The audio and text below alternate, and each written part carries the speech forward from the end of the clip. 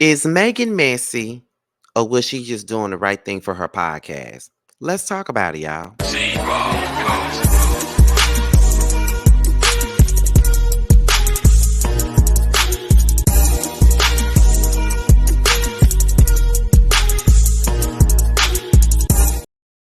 What's poppin', y'all? This be your boy Scotty by Nature TV, and we're here for another review of Basketball Wives Orlando, Season 1, Episode 8. Yes, I got on my dark shades while I'm in the house because I got bags. I'm tired, okay? Very much so. Stayed up too late. But I'm here, okay? I'm here. Now, before we get into today's review, which I don't foresee being too long because the basketball wives is just not giving. Like it's not, but I'm still here. But let's go ahead and get into what we have coming up on the platform. Now, tomorrow is Wednesday, which means that tomorrow is the Chasing panel. We are back after a week hiatus. Okay, we took a holiday break because Chasing Atlanta was not on, but we will be back tomorrow. As you guys know, if you haven't seen the Chasing panel before, me, Jamar, Terrence, Tramel, Carl, and Jeremy, we all come together every Wednesday after every episode of Chasing Atlanta, and we do our after show. So make sure you guys tune in soon after. The link already available. Go ahead and set those reminders, honey. All right, and then on Saturday, be sure to tune in to the live review of Love and Marriage Huntsville, y'all. I go live every Saturday night after tea, so make sure you guys tune in. So with that being said, you guys, that's pretty much all that we got for the church announcements at this point. So let's go ahead and get into the mess, y'all.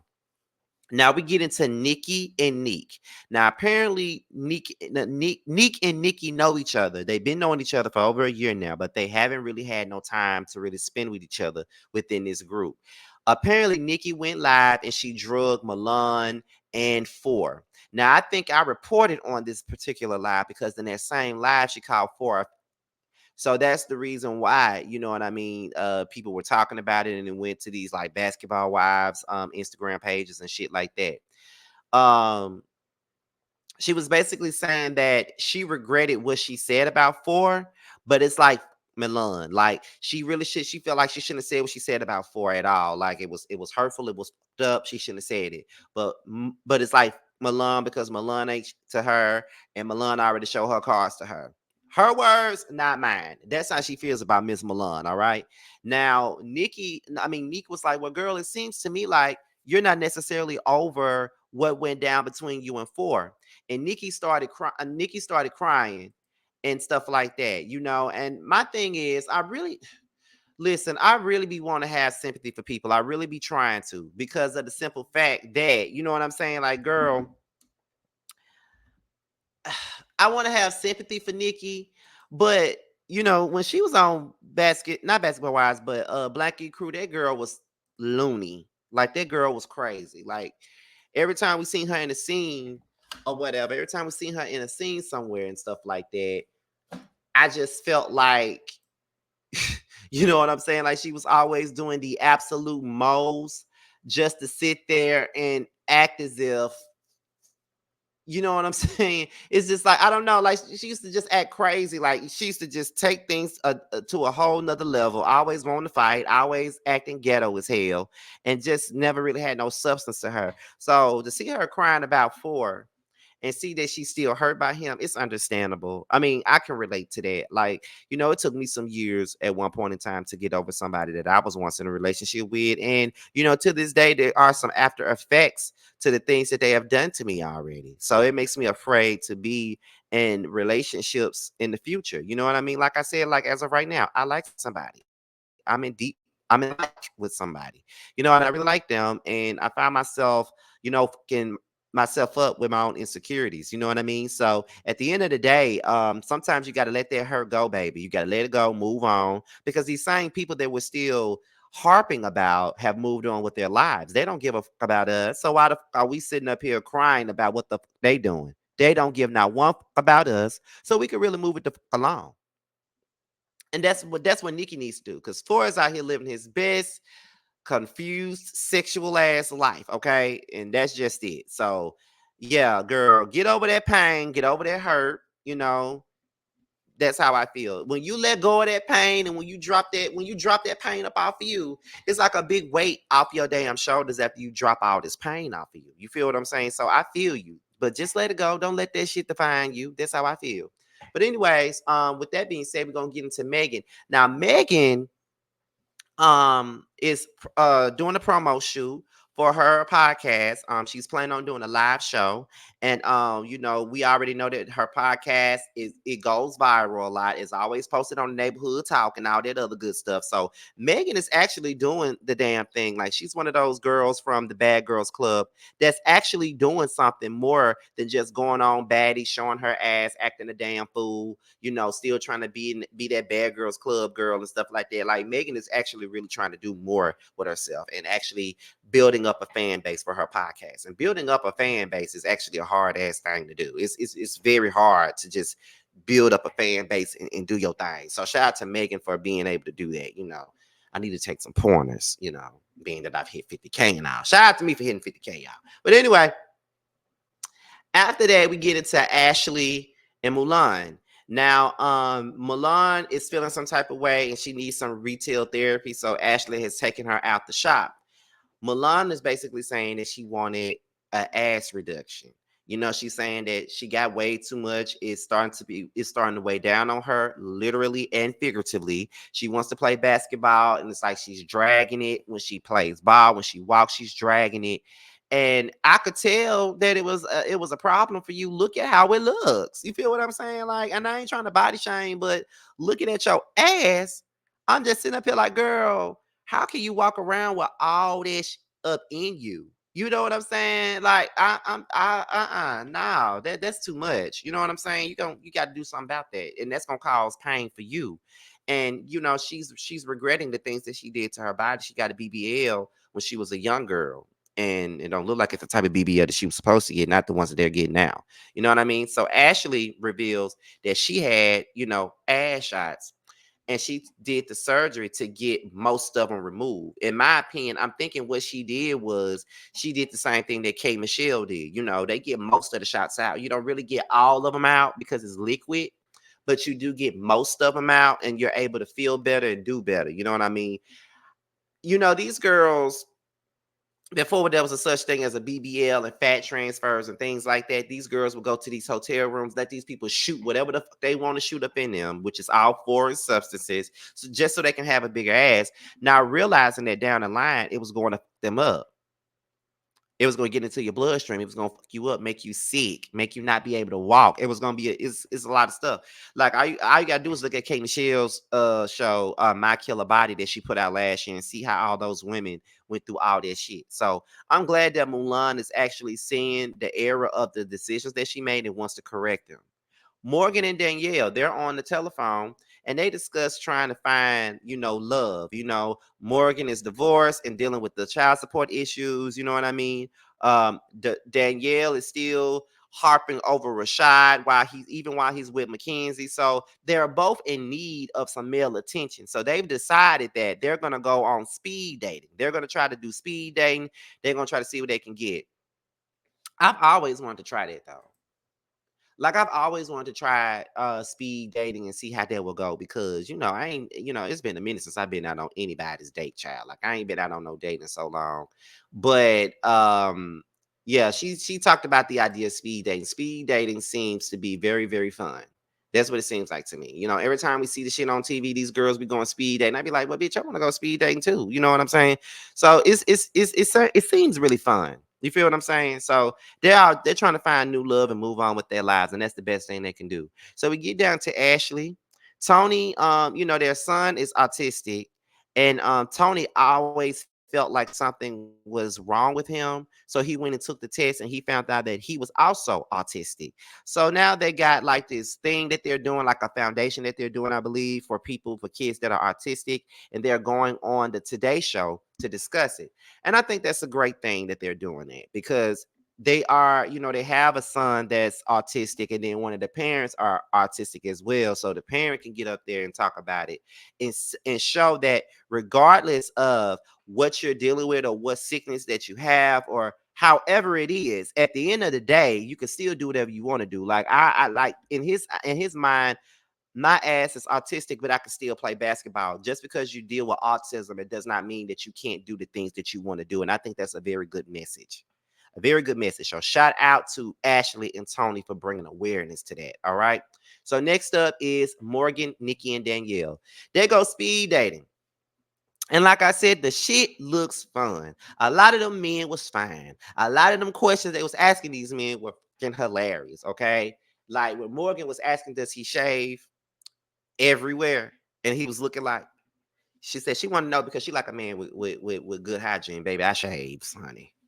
I shaves, I nails, honey. I listen, and I know that's a lot of, you know, information for y'all, but you know, I do that. I don't play no games when it come down to that. Like, I don't like all this shit on me. I just don't. And that can make me less of a man and all this other stuff. But you know, it is what it is. That's how I feel.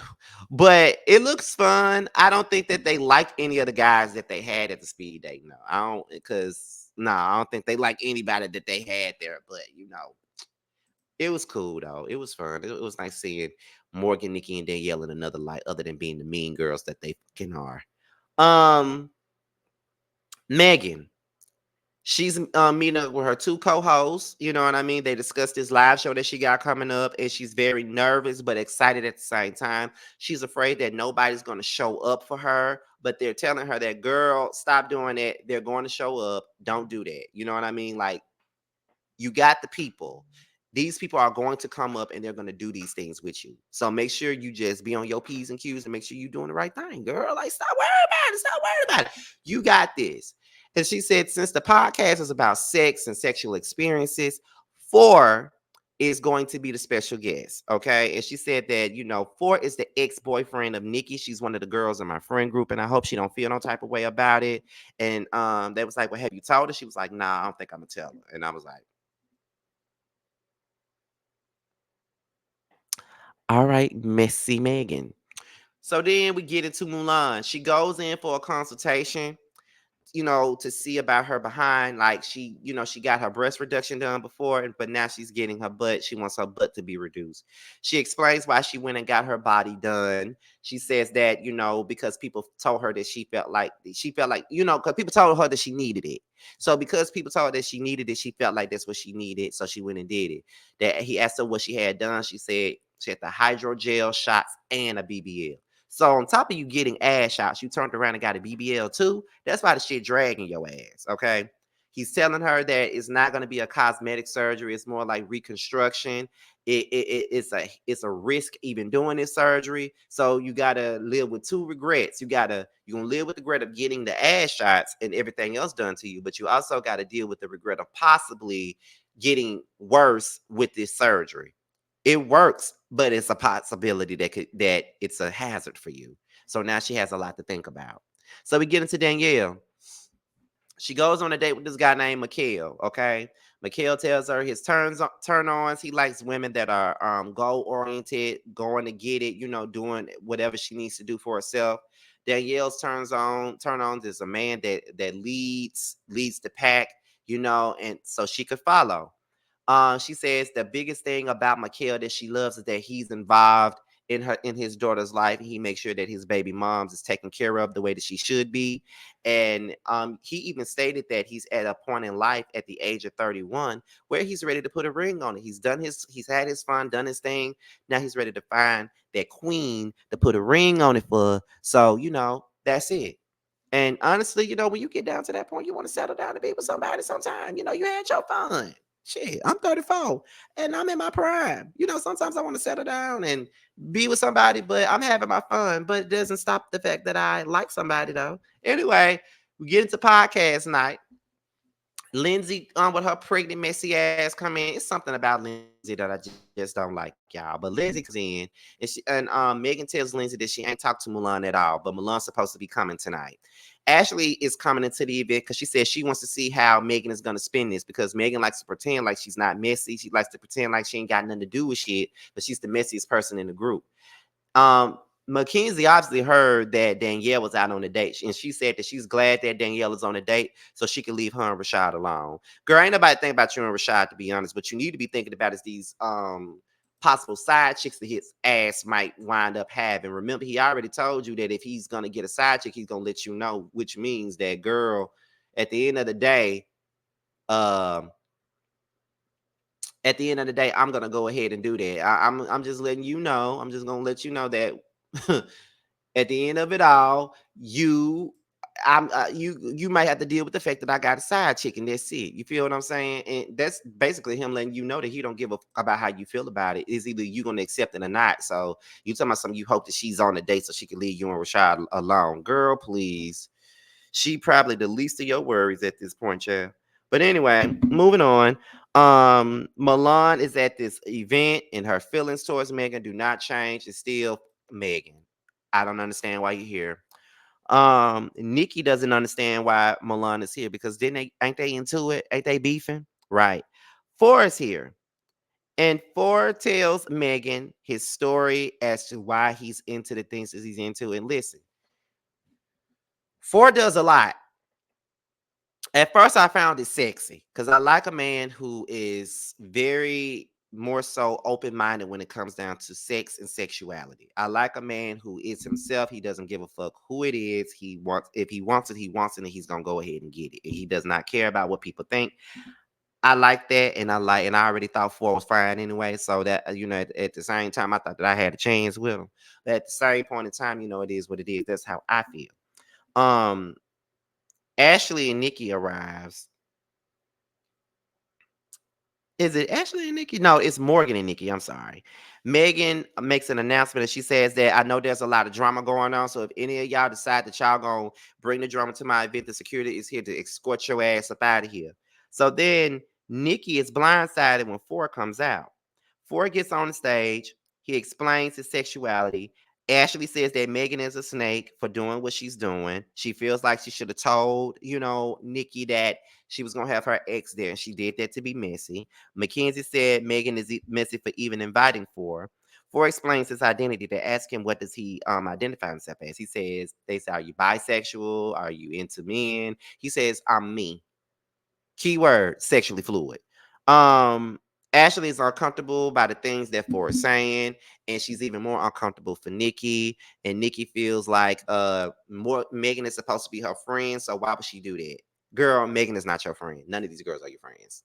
So stop it. So that's pretty much all that we got. That's all I have for this episode of Basketball Wives Orlando. These Orlando and LA reviews are always under 20 minutes at some point. So that's all I had. But let's pay some bills before we get up out of here, y'all. Make sure you guys support Tramiel. He has a brand new single out called Long Days. It's available everywhere. So make sure you're purchasing it and streaming it. Bando has a record out now called Bando's Dream. It is now available on Spotify, Apple Music, as well as YouTube. And he also has another record out called DUI. It's available now, so make sure you guys copy it. So with that being said, you guys, this be your boy, Scotty by Nature TV. Be sure to like, rate, comment, subscribe, share this video, and also click on the notification bell so you can be notified whenever a video drops. And if you want to follow me on any form of social media, my Twitter, my Instagram, and my TikTok will be down below. With that being said, you guys, your boy Scotty is up out here. And until my next video, I will talk to you guys a little bit later. Ciao.